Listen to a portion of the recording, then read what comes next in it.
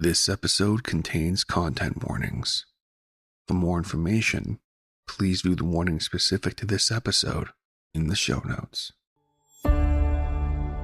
Throughout history, there have been countless unexplainable stories, events, and moments captured on audio. These horrifying tapes were archived, never to be heard again.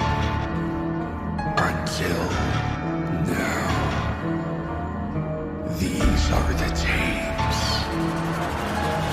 of trepidation.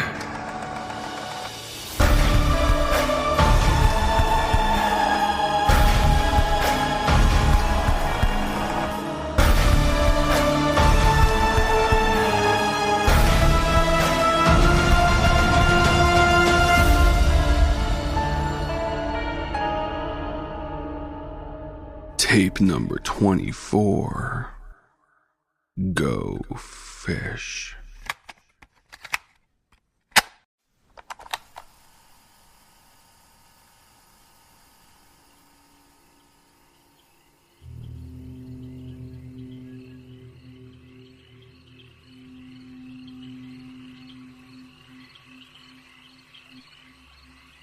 Your father told you about the new house 2 weeks ago. You were angry. You didn't want to move. You had hoped your parents would change their mind. But they didn't. You complained the entire time, refused to help back, and complained even more when your parents packed your stuff for you. Ignoring your childish attempts to disrupt the moon. Your father insisted the move would be good for the family, and the new house was nice. It was near the Kent marshes, quiet and far removed from the dangers of the big city. When you finally saw the house for yourself, you tried to pretend your interest wasn't immediately piqued. Your sister didn't try. She ran into the house, exclaiming her excitement and claiming a room for herself before anybody else could. Your new home is old, built long before big cities were cities. It sits on the edge of a large area of marshland, the sounds of nature echoing all around, day or night. Your mother instantly fell in love with the place. When you saw the junk in the front garden, you pretended you weren't drawn to it, and didn't want to immediately explore this rundown house and its equally run-down surroundings. Your father always loved to keep it busy, so a home that would require years of renovations was perfect for him. It was perfect for all of you, albeit for different reasons. The grass and weeds had become overgrown, entwining themselves with the junk littering the area. Your sister was already setting up her paints. You were already thinking of all the photos you could take. Your mother was discussing renovations with your father, and occasionally proclaiming how perfect the house was. To hide your own increasing interest in the house, you tried to distract yourself with your tablet. but your father snatched it away with an annoyed grunt, ordering you to help unpack.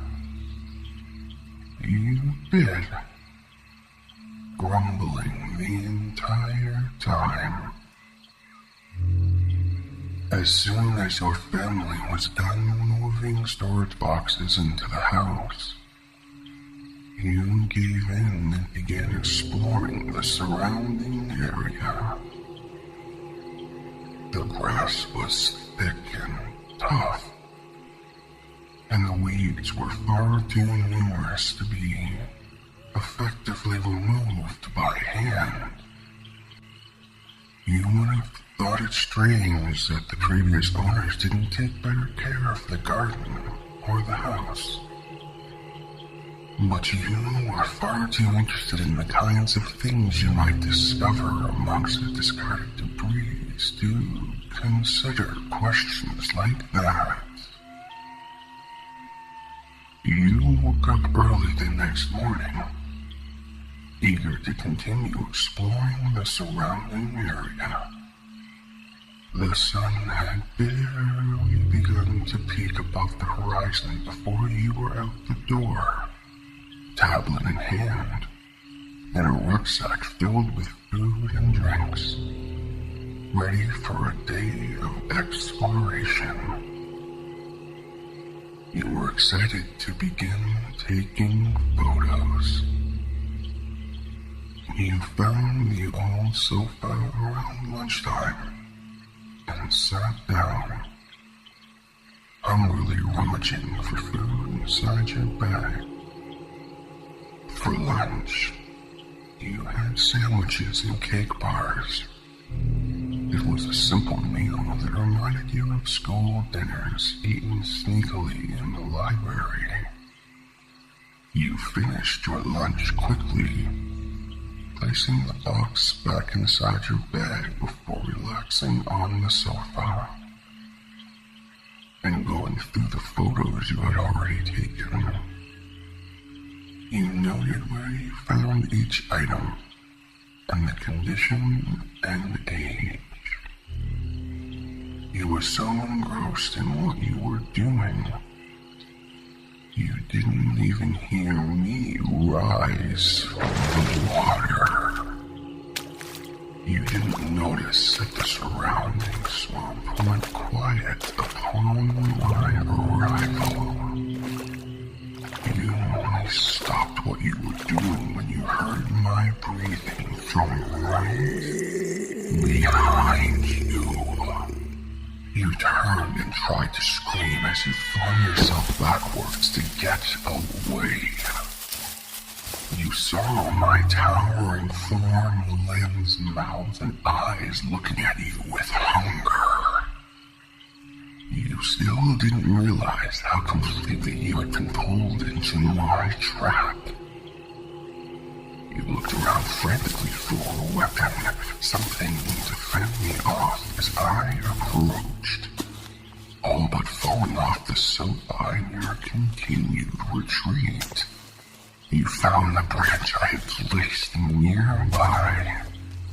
I do enjoy when my food fights back. You swung the branch at me as you shouted for help. The blow was a solid hit, but did little against my hide. I laughed as you swung again and again. You hit me 5 times before it sunk in that you were having no effect. So you threw the branch at me and turned to run. That was when I pounced. I leaped forward and grabbed you, turning you around to face me. You cried and begged me not to kill you, but I ignored you, pulling you closer. You screamed as the first of my mouths bit into you, tearing clothing and flesh, drawing blood and soaking us both. You continued continued screaming for several long moments as I savored you. Your taste, your smell, your fear. All of it. You finally understood only as your consciousness met mine and was consumed by mine. You were just the latest meal for me and my family. Your father had already been replaced when he found a real estate agent that wasn't listed online and offered remote locations near places rich with lush vegetation. Homes that were perfect for the right kinds of people. As I finished consuming you, I became you. As my broodmate had become your father. You are still here, inside of me, along with all of my meals. You, like them, will continue to exist as long as I do. A silent witness. As my broodmates consume your mother and sister, you will see as we become like you. Your kind has become a plague in this world, destroying many species and habitats. It's only natural that some of us would evolve to survive amongst you.